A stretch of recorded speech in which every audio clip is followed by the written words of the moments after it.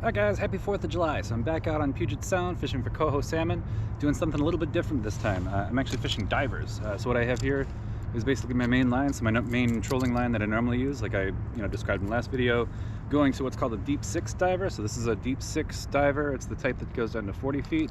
I then have about 4 feet amount of filament line to a 8-inch flasher board. So this is an 8-inch flasher board. It's got a flashy side, it's got a green and pink side.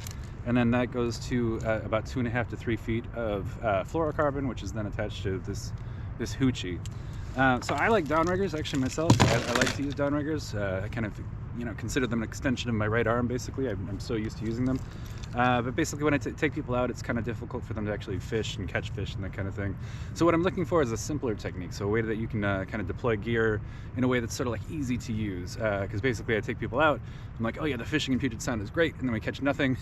Basically because using a downrigger is a very difficult thing to do. It took me about a year to actually get reasonably proficient with the downrigger, so it's very understandable if you're kind of new to salmon fishing and don't want to deal with the complexity of basically reeling up a rod and a downrigger at exactly the same time. I've definitely missed fish because of the downrigger, so it can be kind of frustrating. So today I'm kind of trying this out. I've only done this one other time, and I actually did manage to catch a coho. So what I like about this is all you really need to do to deploy is have the dipsy, or the deep 6 diver attached to your line. I'm gonna put a little bit of scent on the flasher board. Again, making sure to like wash this off with dish soap once I'm done. And then a bit in the hoochie itself, just like that. Now, all it takes to deploy is essentially just letting out, I don't know, like 70, 80 feet of line. Enough so that as you go, it's able to get down to that 40-foot depth. And then just click over click your reel over, and you are fishing. So basically engage your drag, and then you're fishing. I still keep a finger on the line, so this actually helps me detect strikes, shakers, jellyfish tentacles, seaweed, all that kind of stuff, so that I can kind of monitor what's going on pretty easily.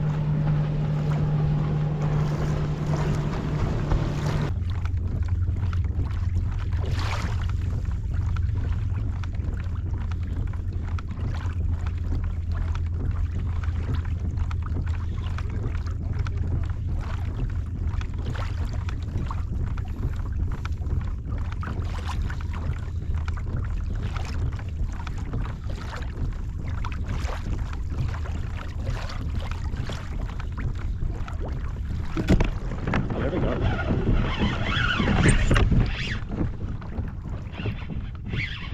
Oh, cool.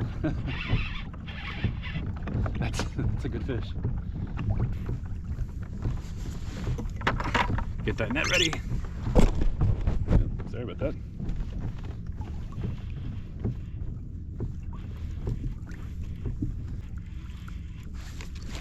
And this is the difficult part.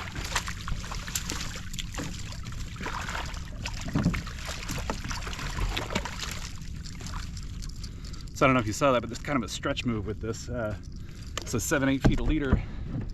You have to kind of really stretch to actually catch the fish. Double checking the net.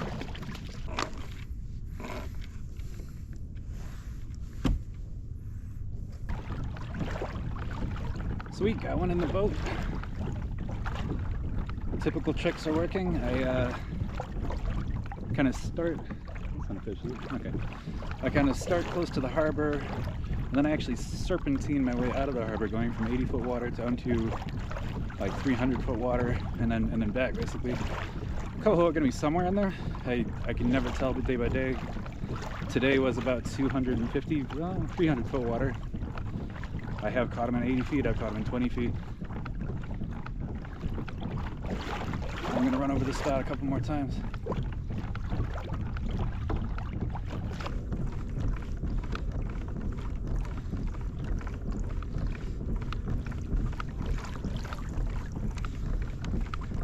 Right now I'm definitely taking advantage of the stealth of the kayak and the smaller flasher board. I'm only in 100-foot water, and I'm actually going to get down to about 85 feet of water pretty soon.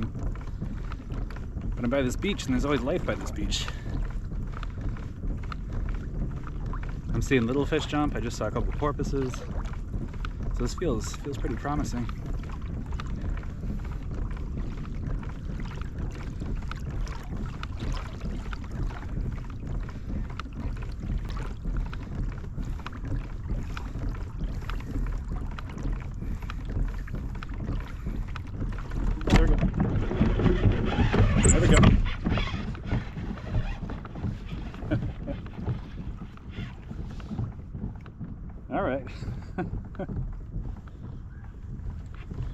I've been wanting a shallow water coho this year, and this is, I'll count this.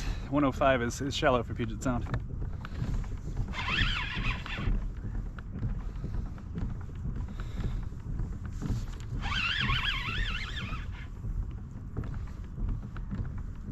Stronger fish, that's cool.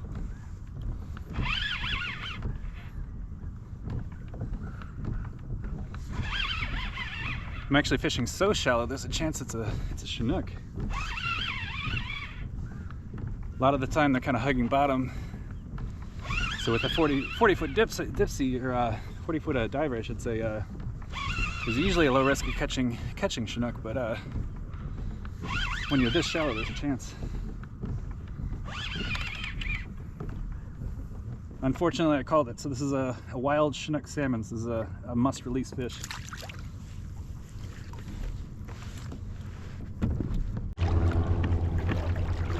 So that was kind of interesting. I actually just got stopped by the Washington Department of Wildlife Police. So two very nice guys from them stopped by.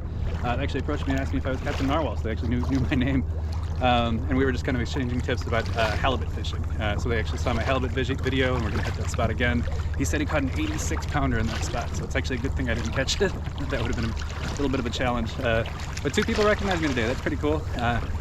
This channel is definitely gaining support. I really appreciate all the kind of like love it's been getting the last couple of months. I think this May I was at 130 subscribers, and now it's early July, and I'm actually at almost 330 subscribers. So very significant increase. I am still trying to get, unfortunately, to 1,000 views, or 1,000 subscribers, I should say. I was thinking 500 was enough to monetize, but actually 1,000 is more like it. At that point, I'm going to donate half the money to an ocean conservation called Oceana. So please do like and subscribe below. So yeah, basically comparing divers to downriggers, I think the diver is way easier to use by a long shot. The only drawback to it is that it goes to a static depth, right? So it hits that like 30-35 feet range. I don't think it hits 40. It says it hits 40, but I don't think it does. And then that's pretty much it, right? So if the fish are at 50, 60, 70 feet, you're not going to hit them. And I think that might have been what happened today. So I think they were a little bit closer to the surface earlier in the day. And kind of as the sun gets higher in the sky, they go down a little bit, right? So I do have the 70-foot diver with me. I probably should have tied it on, but definitely the bite sort of like dropped off as the sun got higher and higher. And I do have a habit of letting out more and more line in my downrigger, so that might have been what happened today. I didn't get a lot of reports of fish catches. I didn't see a lot of fish catches, so it might have just been a slow day as well. But you know, anytime you can get in a kayak and catch two salmon is a good day. So thanks for watching. Please do like and subscribe below. You know, again, those likes and subs are eventually going to be dollars for ocean conservation. Thanks.